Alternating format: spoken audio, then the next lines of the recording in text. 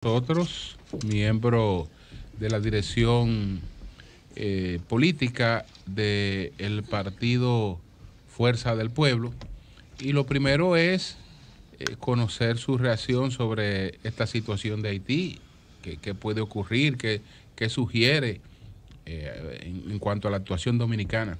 Bueno, en primer lugar, gracias a ustedes. El micrófono, por favor. Gracias a ustedes, como siempre, por permitirme conversar con el pueblo dominicano a través de sus emisoras, ¿verdad? Y llegar a ello con mis opiniones, en la medida de lo posible, tratando de ilustrar sobre diferentes temas. Así que gracias por su hospitalidad y a los oyentes por dedicar tiempo a escuchar la opinión que yo pudiera tener. Mira, el tema haitiano es más complicado de lo que aparenta. Porque se produce en un momento en que en Haití se da un vacío de poder y donde el propio presidente había denunciado, el periódico El País de España hoy destaca, yo lo vi en las redes, destaca que él había denunciado que había un golpe de Estado en curso y que grupos económicos de Haití vinculados al sector eléctrico, lo identifica él, según destaca el periódico El País, estaban involucrados en una acción dirigida precisamente a asesinarle. Eso lo destaca el periódico El País. Pero hace unos días, si no me equivoco, la buena amiga Taina Gotró lo reseña en un tuit hoy, de verdad que me había pasado desapercibido. Ella nos recuerda que el actual primer ministro había sido destituido por el presidente actual de la República y él había nominado, hace 2 o 3 días, había nominado para primer ministro a el que había sido ministro de Trabajo, si no me equivoco, o el ministro de Salud, o que tenía otras funciones. Pero que esa propuesta de Jovenel estaba pendiente de ser ratificada por el Parlamento. Es decir, que el primer ministro que está actuando había sido destituido por el presidente. Así es. Y el que estaba postulado no había sido ratificado. Y no hay un parlamento legítimo porque no hay un parlamento que haya sido validado en un proceso electoral porque ya caducó el periodo para el que fue electo. Es decir, el crimen, el magnicidio se da en la circunstancia perfecta para un caos institucional en Haití. Es decir, nosotros tenemos que ver lo que está ocurriendo en Haití en su magnitud real. Y eso, desde el punto de vista político y social en la República Dominicana, representa un reto y una amenaza para la estabilidad nuestra. Desde el gobierno dominicano, el presidente de la República ha actuado correctamente, ha reaccionado de inmediato. Se encuentra reunido con las Fuerzas Armadas de la República Dominicana, todos sus estamentos, y es evidente que tiene que tomar medidas para garantizar la vida y la seguridad de la República Dominicana y la vida de los dominicanos que residen o que trabajan en Haití y que se encuentran ocasionalmente también, ya sea de turismo o por otra razón, en el vecino país. Por eso la agenda política dominicana de alguna manera se impacta y cambia radicalmente en cuestiones de horas. Si ustedes leen el comunicado que dio a conocer el primer ministro en funciones, no entiendo cómo en funciones si fue destituido, pero digamos el que está ejerciendo, el único elemento que destaca del magnicidio es que los actuantes hablaban español. ¿Español, inglés? No, en el comunicado no dice inglés. Algunos hablaban español. En el que yo leí dice que hablaban español. Sí, que es grave eso. Que todo está bajo control. Lo que está dejando entrever es que está sacando de Haití los responsables. O sea, está diciendo, fueron de fuera que vinieron, no está diciendo que somos nosotros, porque no, en América hay muchos... Y mercenarios. La mayoría además, los medios han dicho, porque hay un video donde se oyen personas hablando con acento colombiano-venezolano. Sí, lo que evidentemente está es internacionalizando la crisis. Y está así diciendo, mismo es, Roberto. Así es. O sea, está diciendo, esto no solamente es aquí, y medio como que se está saliendo, no fuimos nosotros, aquí hay otras... Vinieron de fuera y nos han creado este problema. Por tanto, yo entiendo que hay que dejar que los acontecimientos fluyan en las próximas horas para tener una visión real. Además, Roberto, de lo que está ocurriendo. Complementando lo que usted está diciendo, el mismo presidente había tenido que presentarse a la justicia por denuncias de lavado de dinero. Entonces, ese es un relato que está también en la discusión política de Haití. Su relación con sectores foráneos al mismo Haití. Y a eso agrégale que, como bien algunos de ustedes en los comentarios anteriores destacaban, de que es un país donde bandas armadas de todo tipo de actos delincuenciales que están agrupados tienen dividido el territorio. O sea, es un país donde las autoridades legítimas, si se le pudiera llamar así, no tienen control sobre su población. Como era aquí cuando llegó antes de Trujillo. Como lo fue en su momento. Que había un paquete generales que controlaban regiones del país. Pero en el estado actual eso representa para nosotros un problema grave. Claro. Sobre todo porque en el marco de una pandemia mundial, es un país que tú no puedes tener estadísticas reales de saber cómo está el tema del COVID en ese país, cómo lo están controlando. No hay. Cuando la montonera. ¿Me entiendes? O sea, es una situación para que nosotros, nos preocupemos y nos ocupemos y le demos seguimiento para bien de la República Dominicana. Pero obviamente yo no vine aquí a hablar de ese tema. Vamos a hablar de la decisión del Tribunal Superior Administrativo, lo que usted llama el viejo partido, en referencia a la organización fundada por el profesor Juan Bosch, Partido de Liberación Dominicana, que usted le llama el viejo partido. Se reúne el presidente Bosch también fundó al PRD y le llamaba viejo también. Y iba a renunciar una vez. Pero no renunció del PLD, no renunció. Iba a renunciar, anunció su renuncia del PLD. Pero él murió en ese partido. Entonces, lo que usted llama el viejo partido, que es el PLD, se reúne mañana. Mañana se reúne su comité político. Me imagino que van a conocer la parte jurídica y la parte política de esta decisión. ¿Qué pasa en caso de que el PLD pues interponga un recurso para casar esta decisión? La decisión no puede aplicarse hasta tanto no se decida el recurso de casación, si esa fuera la decisión que adoptara el PLD o que ratificara el PLD al reexaminar este tema mañana. Mira, aunque te parezca extraño, yo en estos días he querido que mi voz llegue a algunos amigos del PLD para que tomen la decisión que más le conviene a su partido y al sistema de partido. A mí me preocupa mucho porque usted ahora piensa en las conveniencias del PLD y del sistema de partido. Qué bueno. A mí me preocupa mucho que en la República ahí es más creíble, lo del sistema de partido es más creíble. Bueno, vamos a ver. A mí me preocupa mucho lo que ha venido creciendo en la República Dominicana, el sentimiento del antipartidismo, no la antipolítica, sino del antipartidismo, de tratar de desmilitar lo que es el rol de los partidos en la sociedad. La sentencia que da el Tribunal Superior Administrativo, yo les sugiero a ustedes que la lean no solamente en su parte dispositiva, sino en la parte sustancial que está contenida en los considerandos. Ellos se concentran mucho en analizar el tema político desde el punto de vista de las disposiciones legales que lo deben regular. Incluso se va a mucha doctrina y a mucha jurisprudencia, tanto europea como suramericana, y explica que la decisión que está tomando básicamente se sustenta en una interpretación de lo que establece el capítulo de la Constitución que se refiere a los derechos, garantías y deberes fundamentales, específicamente al artículo 47 que establece el derecho a la libre asociación. Y destaca en uno de sus considerandos que ese derecho a la libre asociación, que es un derecho fundamental, tiene a su vez el ingrediente de que el derecho a la libre asociación tiene dos instituciones que tienen relevancia constitucional, que es el derecho a la libre asociación de los gremialistas y sindicalistas y el derecho a la libre asociación de los partidos políticos.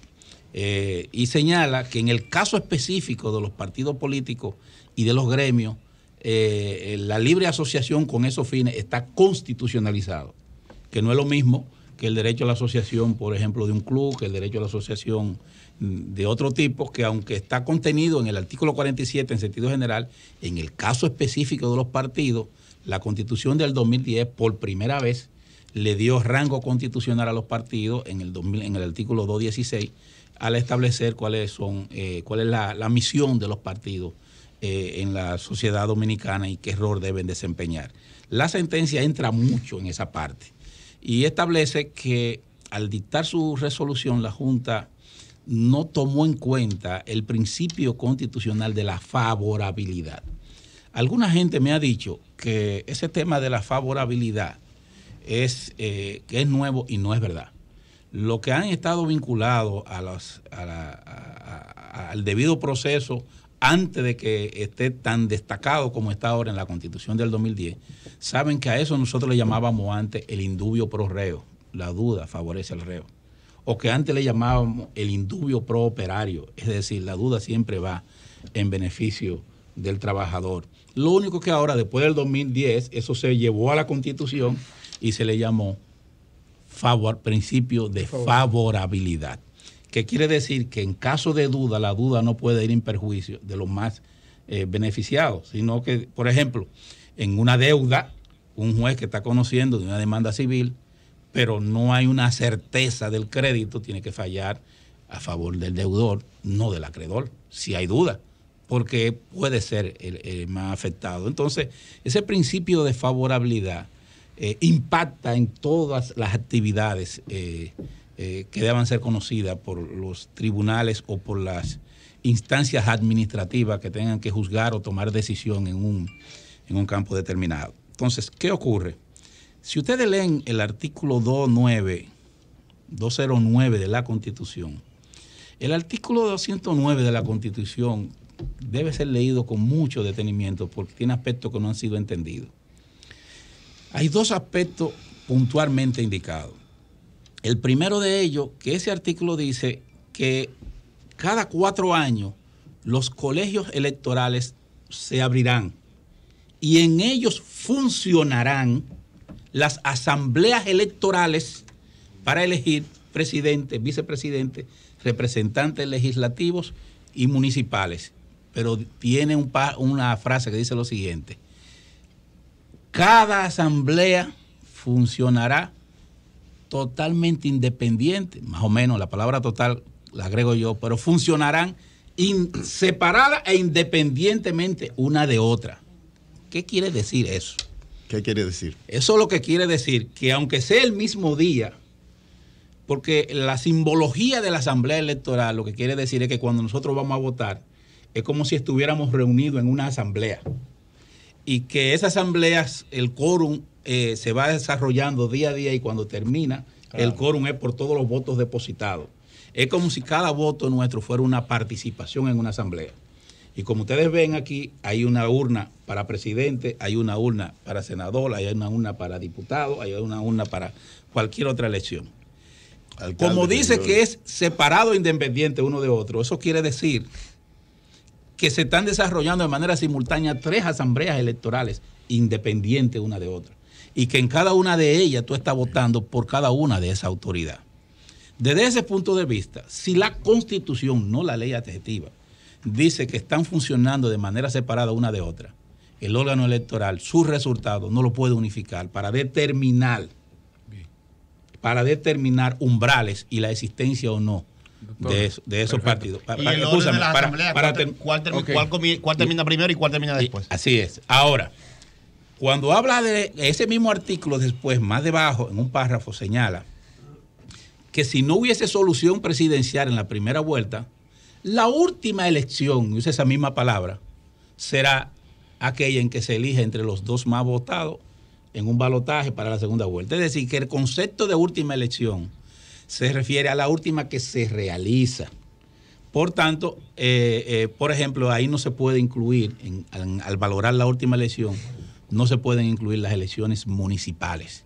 La última elección, una interpretación de ese artículo, evidentemente se está refiriendo, doctor, a la del 6 de julio, creo que fue. Yo creo que está muy bien explicada este razonamiento. Pero por esa parte del PLD, que fue lo que usted me preguntó. Pero entonces le pregunté si de todas maneras los juristas que están en esto, creo que está el doctor Julio Curi, creo que está Nacet Perdomo, creo que son los abogados de el PLD en esta materia, si tienen otra lectura y el PLD tiene abogado ya para el tema.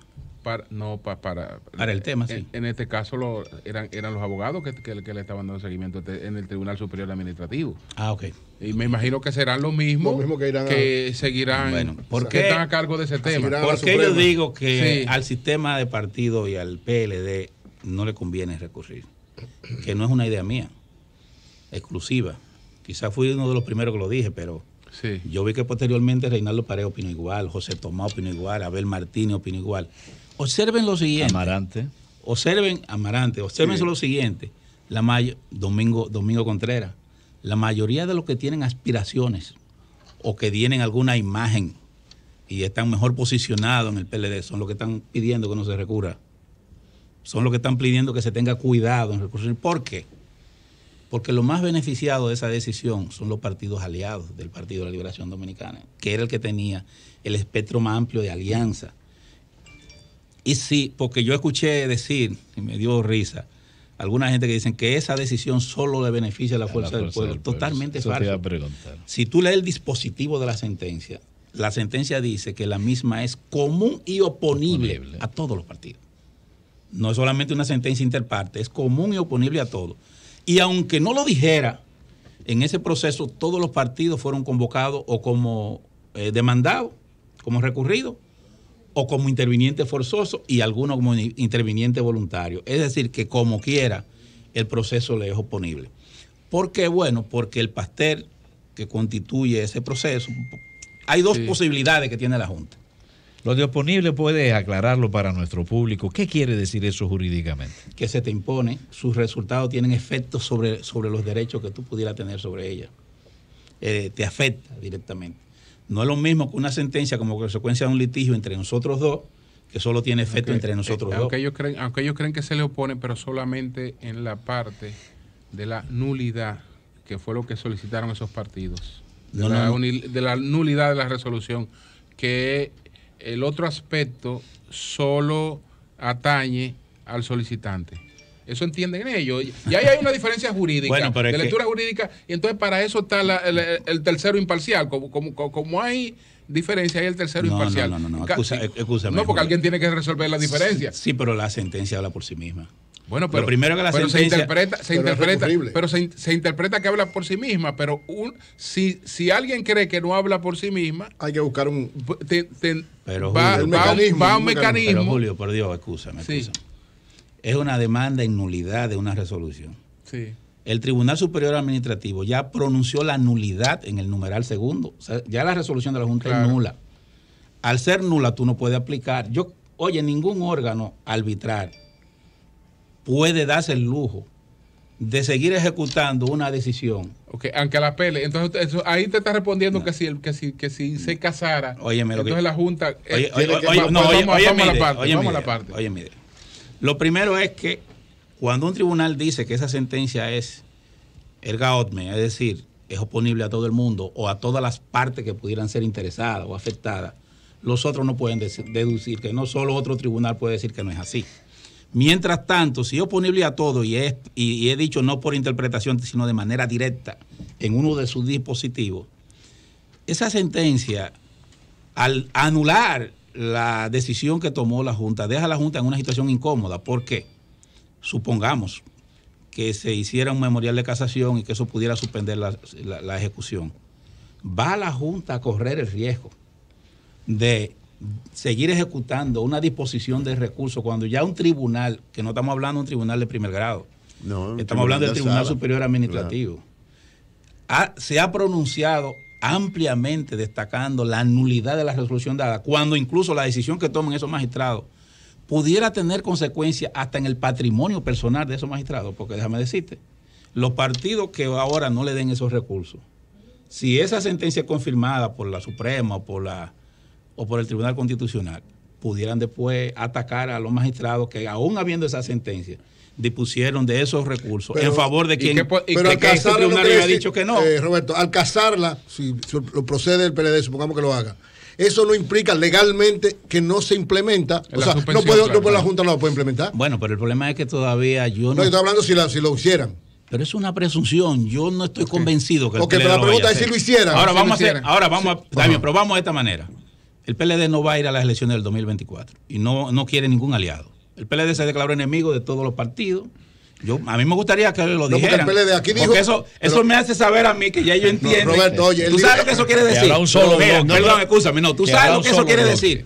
Que el PLD está convencido que no tiene ninguna posibilidad en las elecciones del 24. El primer problema del PLD es que si ocurre la sentencia va a generar una división del partido porque ya se ha. Pero oye lo que es, Roberto, el encargado electoral del PLD dijo aquí ayer que si ellos decidieran, porque falta que lo decida el organismo, es porque entienden y pueden demostrar, dijo Danilo Díaz ayer, que esa sentencia no afecta a los otros partidos, a ninguno de los partidos aliados. Lo dijo ayer aquí. ¿Dijo quién es? Danilo Díaz lo dijo. Él no es abogado. Bueno, pero él está. Se supone que tiene que ser. La verdad que es una afirmación muy aventurera. Está bien, pero se supone que está asesorado por abogados. Pero bien, yo veo, hay dos acontecimientos que se van a dar mañana. Te voy a dar dos primicias. Primero, tú diste una, se va a reunir el viejo partido. Evidentemente va a abordar ese tema. Segundo, mañana me confirmaron que está convocado el pleno de la Junta. Y hoy el amigo José Fran Peña Guava me dijo anoche en una conversación que hoy los partidos que giran alrededor del FOPREDON van a ser recibidos a las 4 de la tarde por el pleno de la Junta Central Electoral para este tema. Que por cierto, yo quiero llamar la atención lo que está ocurriendo. Porque Peñaguaba me dio una noticia que me gustaría que él la confirmara. Que después que los partidos habían confirmado por escrito que no se oponían a los directores, a los diferentes directores cuya consulta se le hizo a los partidos para los departamentos de cómputo, departamento de la dirección electoral y otros que estaban siendo consultados, donde el único que había hecho una objeción había sido el PLD a la directora de registro civil, bajo el argumento de que tiene un vínculo público, era esposa de un actual diputado del PRM, aunque es una persona a quien yo valoro, defiendo y apoyo. En mi gestión incluso fue promovida a ocupar varios cargos, yo sabiendo de la existencia de esa relación. Creo que es una persona íntegra, lo aclaro por si acaso.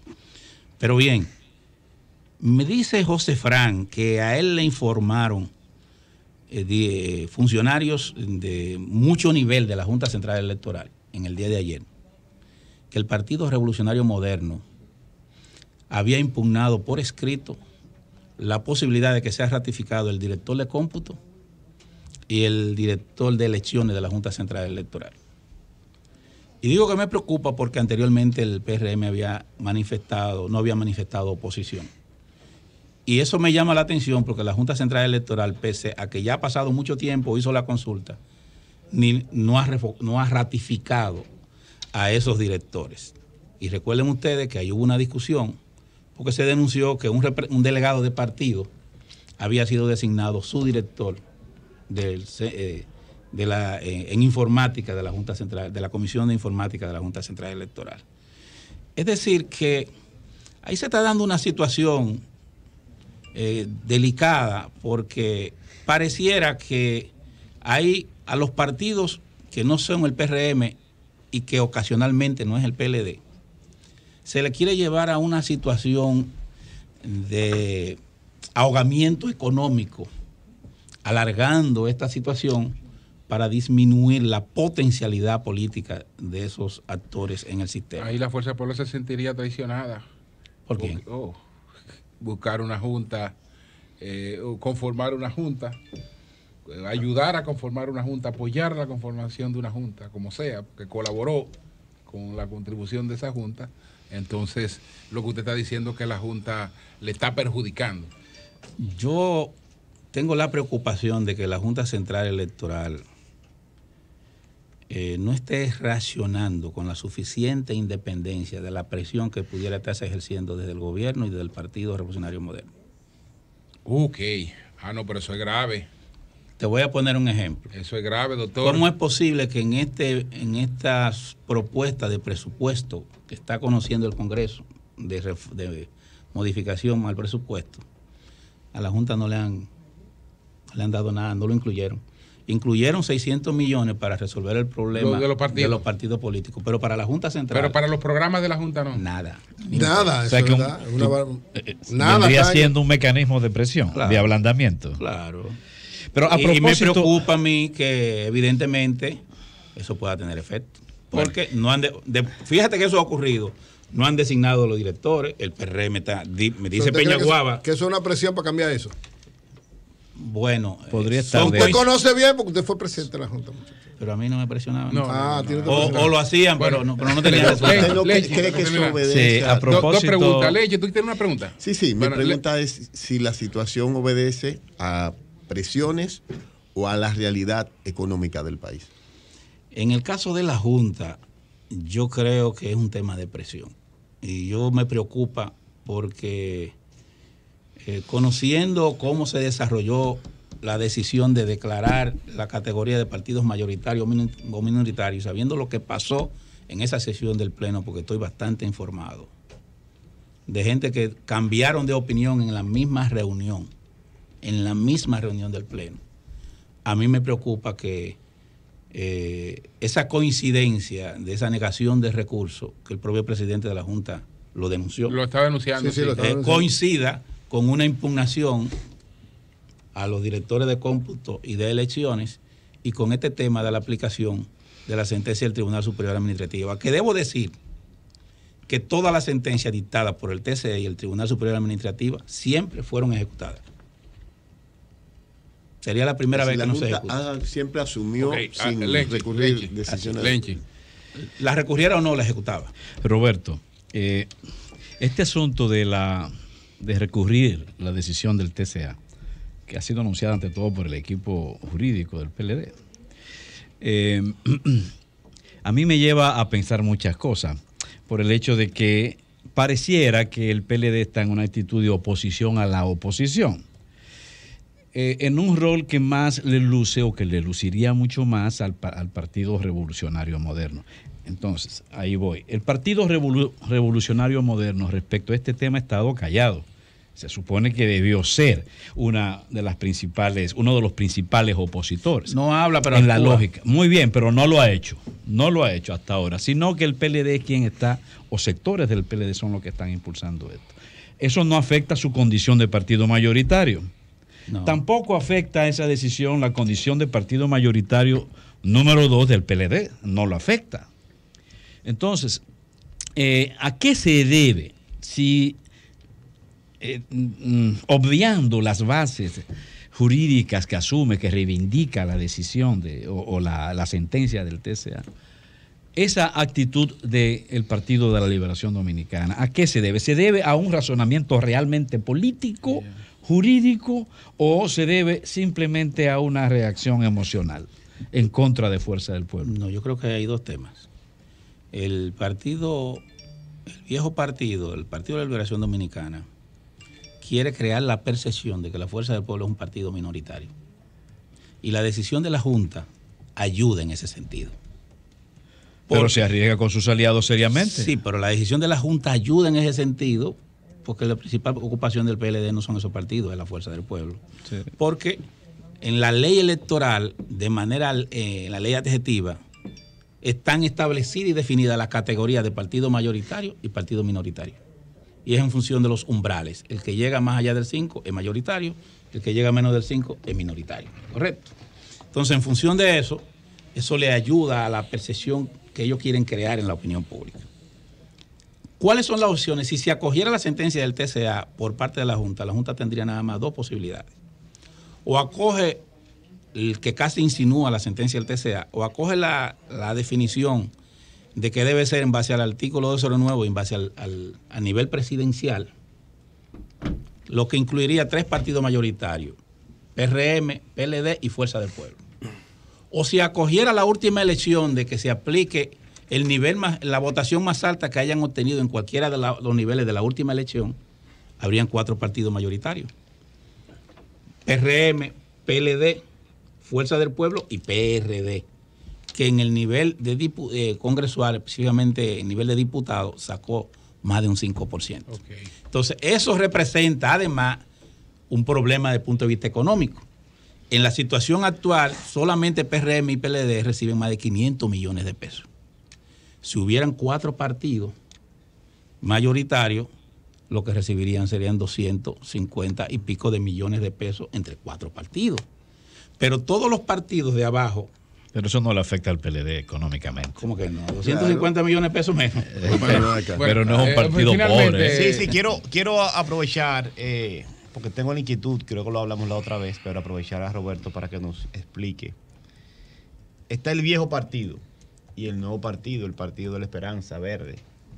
Se guillaron ahí de verde, ¿eh? Después lo vamos a hablar de eso. No, el PTD era verde. Sí, y la marcha verde era verde. Pero nadie sabe, nadie puede ser posesionario de un color. Yo no broma. ¿Qué pasó, Leche? Aquí hay un partido verde. Hay un partido verde también. Es una franquicia. José Lalu habla mucho de esto. Que es una franquicia internacional de Antolino. Para nuestros oyentes, ¿cuál es la diferencia ideológica, si se puede decir así, entre el viejo partido y el nuevo partido? ¿Cuál es la diferencia de fondo entre lo que presenta el equipo que dirige Leonel Fernández y el viejo partido que ahora todavía lo dirige Danilo Medina? Mira, yo creo que después de la caída del muro... Saliéndose de un partido ya se cambian la chaqueta. Sí, no. Yo creo... ¿Cuál es la reflexión que ustedes han hecho? Mi idea es la siguiente. Yo creo que después de la caída del muro de Berlín, los temas ideológicos que separaban a los partidos pasaron a un segundo plano. Okay. No aquí, sino a nivel mundial. Y en República Dominicana, muy en particular, los partidos o son liberales o conservadores, pero con una separación muy frágil propiamente. Para mí, el PLD, después del año 1996, la alianza con el reformismo, giró más hacia el conservadurismo. La Fuerza del Pueblo, en sus estatutos y en su declaración de principio, se declara como un partido progresista y por tanto se distancia de ese conservadurismo del partido, del viejo partido, que se hizo muy patente incluso en el manejo del Estado, sobre todo en los últimos años, con relación a las políticas que aplicó. Salvo las relaciones con China, la mayoría de sus movimientos fueron conservadores. El PRM, para mí, es todavía mucho más conservador que el Partido de Liberación Dominicana y que los demás partidos, porque el PRM ha sido cooptado por grupos empresariales que son los que están dirigiendo el Estado y que tienen el control de ese partido. Por tanto, la Fuerza del Pueblo pretende ser una opción progresista dentro de este panorama y así lo define su declaración de principio y sus estatutos, que todavía no son conocidas porque tienen que ser reproducidas como consecuencia del último congreso del que acabamos de salir. ¿Y usted cree que la posición sobre las causales, por ejemplo, que tiene la Fuerza del Pueblo, está en el marco de la concepción progresista? La Fuerza del Pueblo no ha discutido el tema de las 3 causales como partido. Pero los diputados se están pronunciando. Hay posiciones encontradas entre los diputados sobre el tema. Sí, porque el único bloque que no está dividido en la Cámara de Diputados con relación a ese tema tiene un solo diputado.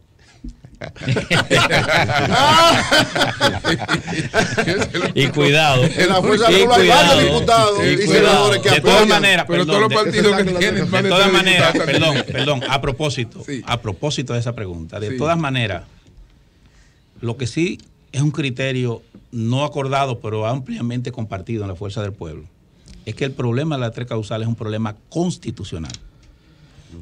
Porque para resolver cualquier cosa para resolver eso, primero hay que resolver el problema constitucional, que es muy diferente a que yo esté de acuerdo o en desacuerdo con las 3 causales. Correcto. Gracias al doctor Roberto. Por fin estamos de acuerdo en algo, Roberto.